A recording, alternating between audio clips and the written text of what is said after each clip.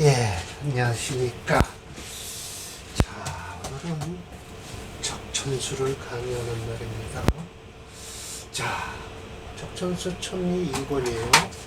제 23장 상관장이에요. 상관장이 참 깁니다. 네, 6가지 경우로 나누는데요. 오늘 5가지 경우예요. 네, 상관용 관격. 상관격에서 관도 쓰겠다는 거예요. 예. 이 심해점 선생의 격공론에서는요, 특수격이에요. 예, 겨울에 태어난 금일주만 관을 반긴다라고 해서 상관, 견관, 희견관이라고 해요. 예, 금수상관, 예, 금수상관, 희견관이라고 하죠. 그런데 적천수에서는요, 확장을 하세요. 어떻게 확장을 하냐? 뭐라 그러죠? 관을 쓰긴 쓰는데 겨울군만 쓰는 게 아니다 라고 하셔요. 자, 그건 나중 얘기고 오늘 이렇게 원문을 한번 읽어볼게요. 자, 상관견관이다 라고 하면 과연 결과적으로 난변, 이거 판별하기는 좀 어렵다 라는 거예요. 가견, 봐서도 가능하고 불가견, 보면 안 되고, 두 가지라는 거예요. 그래서 제가 이렇게 했어요. 인정할 때도 있고 인정하지 못할 때도 있다라는 소리예요. 관을 보는 게. 그래서 임시왈 했어요. 임시가 이렇게 쭉 설명을 합니다. 임시왈에서 상관이라는 것은 뭐냐, 이거 훔칠절자입니다.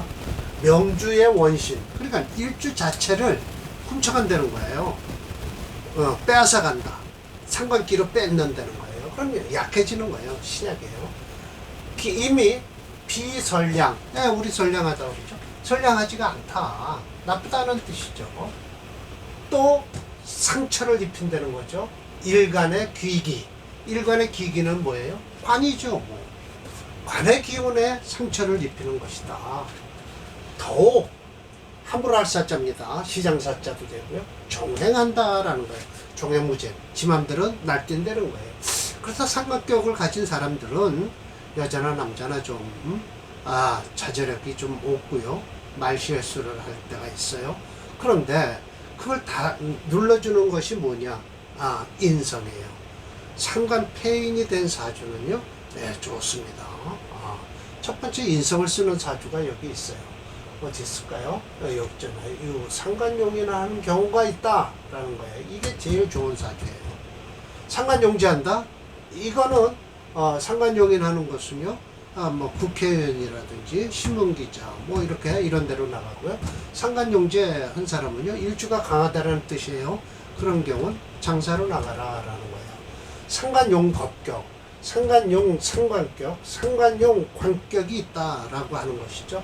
그러나 그래서 일단 이렇게 하는 거죠. 그러나 선하게도 무상, 꼭 나쁘면 계속 나쁜 것도 아니고 좋으면 계속 좋은 것도 아니다. 무상이라는 건 한결같지 않다. 단 모름지기 가어라고 해서 이거 멍에만 얹으면 돼. 야생마를 길들이기만 하면 좋다. 영화 발휘한다는 거예요. 영화가 바깥으로 튀어나오니 다주 총명하기를 아주 주인공이 많다. 만약 견관이 가부, 이 관을 봐서 가부 가능한지 안 되는지는 원국에서 저울질을 잘하라 관형이라는 거예요. 그 사이에 작용하는 것이 종종부동이다. 항상 늘 그런 게 아니라 같지가 않다. 불가지 밀로냐라 라고 해서 한 가지로만 고집하지 마라. 그래서 상관용인, 상관용제, 상관용법, 상관용상, 상관용관 해서 오늘 이거 상관용관을 보는 거거든요. 그런데 하나 더 있습니다. 가상관격이라고 있어요. 그래서 하나, 둘, 셋, 넷, 다섯, 6번째가 있습니다. 그건 나중에 설명드릴 거고요. 자, 이걸 이렇게 해서 쭉 끊어서 해놨는데 제가 위에서 설명한 것과 똑같습니다. 일주가 강하고 유근해야만이 상관은 분명히 감당을 한다 라는 거예요. 그래서 일주가 강하기를 기다리는 거예요. 자, 내려봅시다. 자, 상관용 관격이에요. 관을 쓰겠다? 예, 그러면 결국은 이 사주는요, 보세요. 자, 토금 상관격이죠? 예, 맞습니다. 토금 상관격이에요. 관성을 쓰겠다, 목을 용신으로 하겠다는 소리죠. 예, 그러면 봅시다. 자, 그리고 금 이렇게 딱 있죠? 그런데 이게 채를 달아보니까 금채예요. 화목용조죠. 그런데 여기를 다 찾아봐도 화가 없어요. 그러니까 화는 불용하면 뭐예요? 목하고 수가 용신이 되겠습니다. 자, 대운을 봅시다. 대운 참 잘 흐르고 있죠. 예, 참 잘 흐르고 있습니다. 경술대운만 넘어가면 이 사주는 그냥 고속도로를 아우디, 독일에 있는 아우토반인가요? 아우디가 아니라 아우토반 고속도로를 달릴 겁니다. 아우디는 차 이름이죠. 자, 봅시다. 무일주가 6월에 태어났어요. 예, 토금 상관입니다.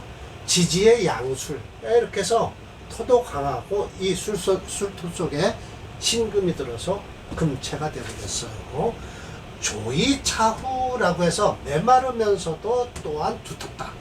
그래서 묘한 것은 연간의 임수라. 그래서 이 임수가 젖어준다는 거죠. 근데 토국수를 당하고 있네요.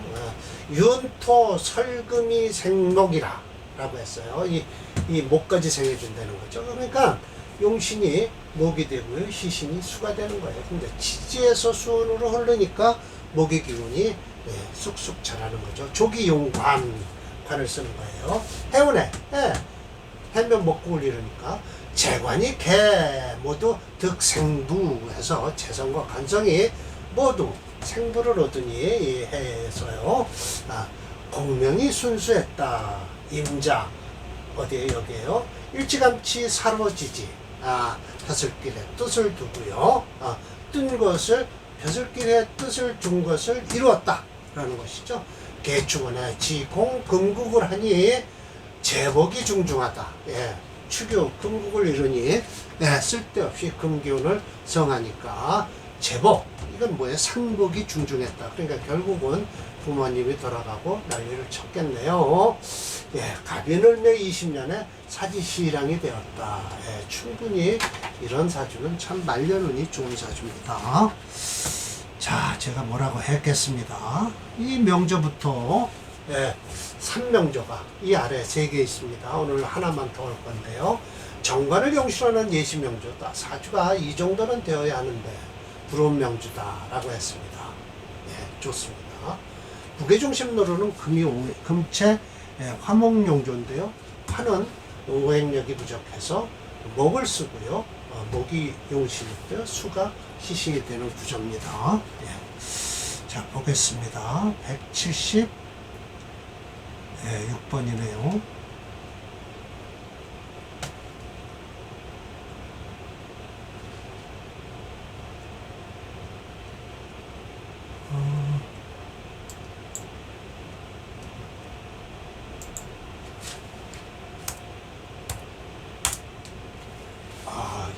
요것만 벗어나면 좋고요. 아직 43세 개대원은 좋습니다. 근데 축대원은 안 좋습니다. 축유 금국을 이루어서요. 금이체니까요. 안 좋습니다. 177번을 보겠습니다. 이 177번은 좀 난해해요. 사실은 이걸 관을 쓰겠다고 하는데요. 기토를 쓰겠다고 하는데 기토 못 씁니다. 이게 채가 뭐예요? 물론 자, 보십시다. 수목 상관격이에요. 수목 상관격인데요. 신유라고 했고요. 경금이 있어서 금이 채가 됩니다. 그래서 금채 화목용조죠. 그래서 화 있고요. 목은 여기 상관을 쓰는 사주예요. 상관 쓰는 사주예요. 그래서 대운이 여기까지 이렇게 화에서 여기까지 좋아졌다라고 말씀을 하세요. 그러면 이 신유 대운은 어땠을까요? 집에 가서 놀았다라고 합니다. 집에 가서 놀았다라고 하세요. 자, 봅시다. 임수생우 묘월 수목상관격이죠. 희귀 관인 통벌했다라고 하니까 이 관인이 통근했다는 거예요. 이건 그때 이렇게 통근하는 건 아무 소용 없어요. 연지봉제라고 해서 여기 제 있죠? 상관유 제하고 화하는 경우가 있다. 이렇게 뭐예요? 근극목하고 목생화 한다라는 것이죠. 제화라는 이런 상황. 상황한 건 맞아요. 금이 강하니까요. 조기용관 이 토를 쓰겠다고 하는데 토를 쓰면 어떨까요? 금이 금을 이 토를 쓰면 금이 강해져서 일주가 더 강해지니까 좋질 않아요. 관인상생이 좋은 게 아니에요. 그렇다면 관인상생이 좋다면 이렇게 해서 강해졌으니까 일주가 강하니까 목화로 흘러있죠. 이 사주는 분명하게 말씀드려서 관을 용신으로 하는 건 아닙니다. 제가 이 밑에 달아놨습니다. 관성이망 해서 채반수지근이라고 해서 이게 뭐냐 일찌감치 뭐예요 사운에 이 화운이잖아요. 그런데 사유근극을 해서 별로 안 좋아요. 사실은 일찌감치 국립학교를 갔다라는 거예요. 그리고 꺾었다 성궁의 개수나무 이거는 무슨 섬자일까요? 두꺼비 섬자거든요. 삼궁이라는 게 있어요. 거기에서 개수나무를 꺾었다는 소리거든요. 그러니까는 장학생이나 됐겠죠. 국립학교에 들어가서요. 이모개미 보세요. 이모개미 남방화지라 보세요. 오화 쓰겠다는 거 아닙니까? 출전 연구했다. 영천 주목했다 해서 영화스럽게 옮겼다. 주목으로 갑신의료 금 득지하니까 어떻게 될까요? 목이 임절해서 이 절각당했잖아요. 목을 써야 되는데 비록 퇴귀 이거 보세요. 벌써 고향으로 돌아왔잖아요.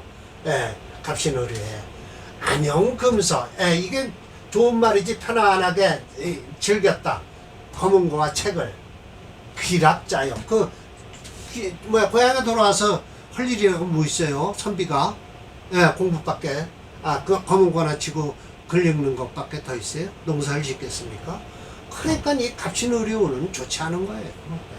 왜? 갑을려는 괜찮겠죠.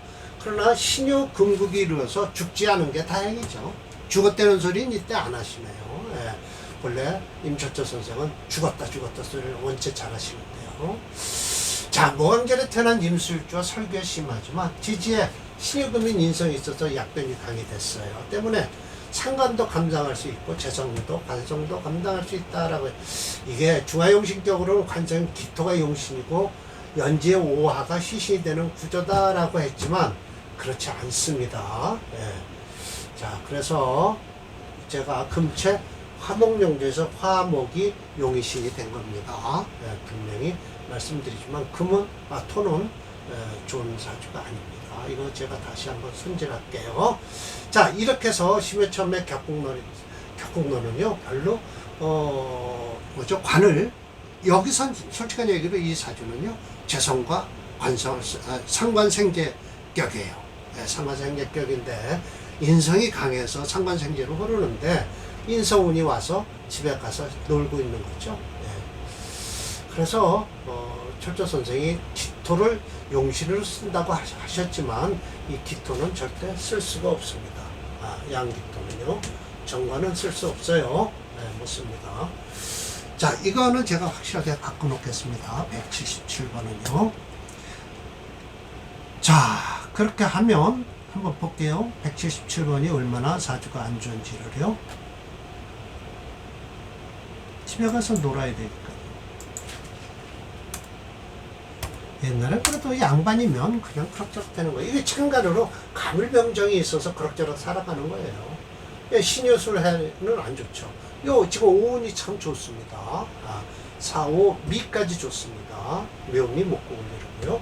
그러면 갑신의료 대원의 집으로 간다라고 했지만 이 신대원의 집으로 가는 거예요. 그리고 이 이후에는 천간했던 병정화를 가지고 그럭저럭 살아가는 겁니다. 그래서 이 사주 그렇게 해서 관을 쓸 수도 없을 뿐 아니라 사주가 좋은 사주도 아니다 라고 말씀을 드릴게요. 철조 선생께서 잘못 말씀을 하고 계십니다. 자, 오늘 강의 마치겠습니다.